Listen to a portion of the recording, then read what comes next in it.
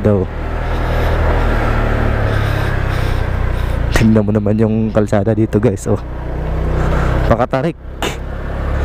Tarik to guys, ang tarik.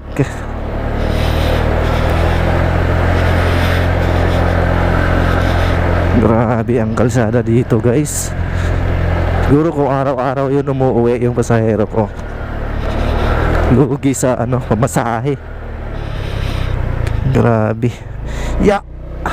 Guys, oh. Kita na yung ano, overlooking.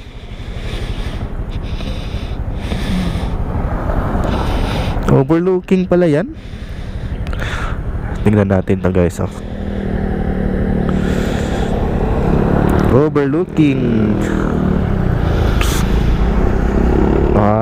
Ganda guys, oh.